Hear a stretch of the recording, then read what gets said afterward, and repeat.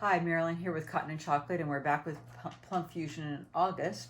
And we're talking about piecing our setting pinwheels, which we have 4 of those blocks, and this is page 19. And so this is the star here, and we've talked about this, and if you see it in the quilt, these are these 4 corner stars that are going to pull together our corner pieces of our quilt. And so Bingley and I are here. I think he's tired of me piecing tonight, but you know, he's gonna stick with it, right, Bing? Okay, so this quilt has a lot happening because the flying geese are made differently because they are 2-color wings, so we aren't doing it in a regular fashion, but they still square up using the wing clipper at the end, okay? But it is a lesson in paying attention to colors, the fabrics and where they're placed. You really have to look at that because the colors are close, but it makes a big difference where they're placed because you have a square here and you want the same colors on each side. Here's a flying geese here, here's a flying geese here. So these colors match and these colors match. And we had some talk about matching in the last block. And you know that pinwheel with those flying geese, they had to match, all right?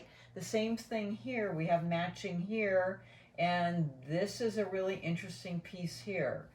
And there's a seam right here, you can't see it. It's not one big pinwheel. This isn't a big pinwheel like it looks, it's a piece block, okay? So it's 4 blocks that are interestingly engineered that are pieced together to make this big piece. You can see this 4 interestingly pieced blocks. So let's talk about the 3-color geese first. And so you're going to have an A, B, and a C. And these are laid out here. This is the block that we're going to be working towards. And I have it laid out separately here, but we'll go through it one piece at a time. A and B are the same block, but the colors are on opposite sides. And depending upon where you get it in the batik, these are a little bit close. Like this one's really close, even though in other bits it's darker. It depends upon where your batik is hitting. Okay, so you're going to take the fabric 1 as your base on both of these, and this is a triangle. So when I lay mine out, I lay it out so it looks just like the picture. So that point is towards me, and I lay my triangles out so I just know that they're oriented for the correct piecing. And so I have fabrics 8 and 10 for one of them. Well, both of them are 8 and 10, but 10 is on the right side of that on A and on the left side on B. And then 8 is on the left on A and the right on B, okay? So this is flying geese A, here's my 10. Flying geese B, it's on the left. So here's a layout when I'm laying them out. So this is flying geese C, but I have my triangle laid out here. And then I have, this is how it should look like in the picture. So that's how I'm going to pick it up and piece it. It's really important that you get your orientation right so you know what you're doing, okay? The angles. I mean, I've been piecing a lot, but I still lay it out so that I know how to pick it up. So how do you piece these? It's set up for you so you don't have to be measuring or cutting anything off or guessing. The first thing that I do, so this one's laid like flying geese, flying geese A, okay? So the first thing that I do is I pick up the right side and sew it, only because it's easy to lay out. I have to turn it, but see that edge there? It's lined up perfectly with that large base triangle. That point is perfect, and I've already sewn my 1/4 inch. Hopefully you can see that. It's lined up perfectly on the edge there. I lay it down, you'll have the point sticking off the edge, and I sew my 1/4 inch, and then I'm going to fold towards that smaller triangle. So now how do I lay the other one? This is now my orientation if you want to go back and reorient yourself. And you have a lot of these to sew because you have 4 blocks to make, okay? So now I'm going to reset this up so that it looks correctly, and I'm going to keep turning it around until it does. There, it looks correct again. So now I'm going to flip that over, and look at that. That point matches there, okay? But I can't sew it like that. I have to sew it on the right side, so I'm going to turn it around. Make sure that that stays in line. You can stick a pin in there, and then I'm going to start from the top, and then I'm going to sew down that way.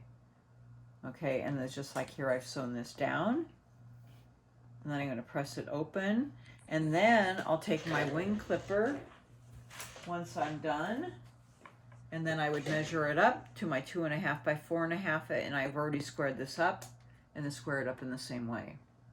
And it is bigger, so it does turn out that way, okay? And get that squared up.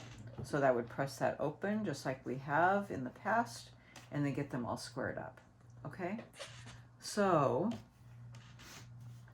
this is A, B, and then this is C, okay, with number fabric 7 and 9. So 7 is on the left and 9 is on the right. So pay attention to these colors because they will make a big difference in the end with these squares, okay? And that's how you sew those. So this is the layout. Oh, now we have to make half square triangles, and that's with your fabrics. Use 8 of fabric 7 and fabric 9. You're going to get 16 half square triangles. Why do you need so many? Of course, I've already told you, you're making 4 blocks, all right? So, and you need 4 of these in each block.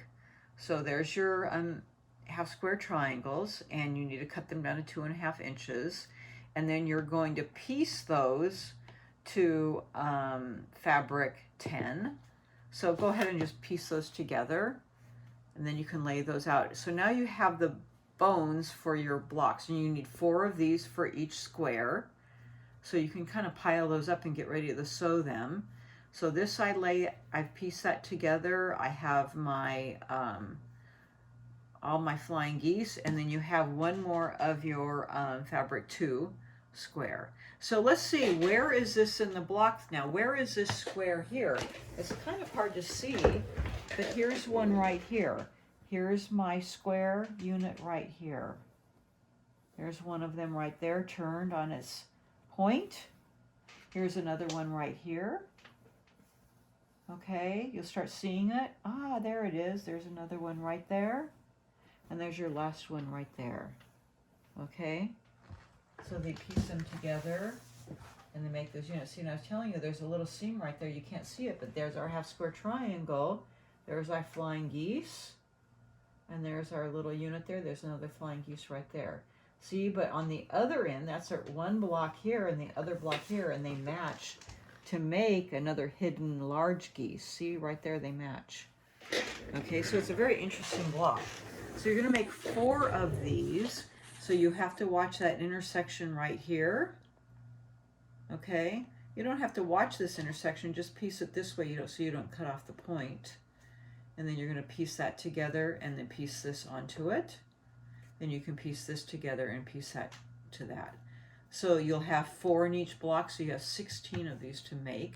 So I go ahead and piece all 16, and then you can go ahead and lay out your blocks. So once you get those together, then you're home free.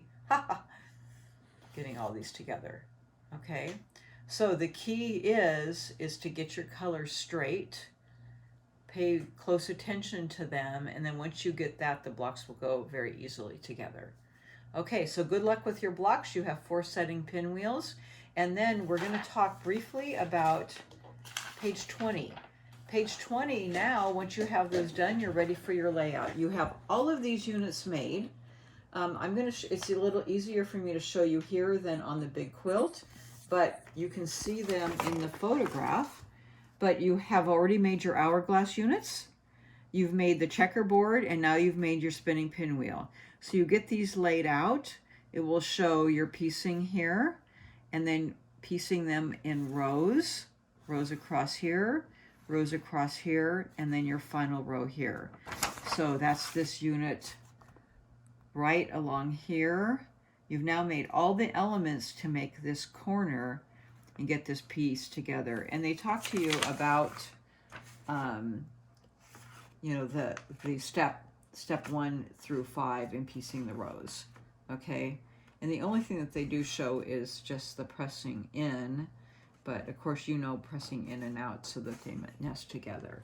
But you have all these elements, so I would go ahead and get this made so that you have your corner units, and then soon we'll be making the elements to do these stars here, and then these easy stars that do this inner row, so that then you'll have the full corner made for your full section. Okay, so that's it. Have fun piecing, and I'm going to remind you that the demo for this will be in September, but you can start, and that will be September 3rd.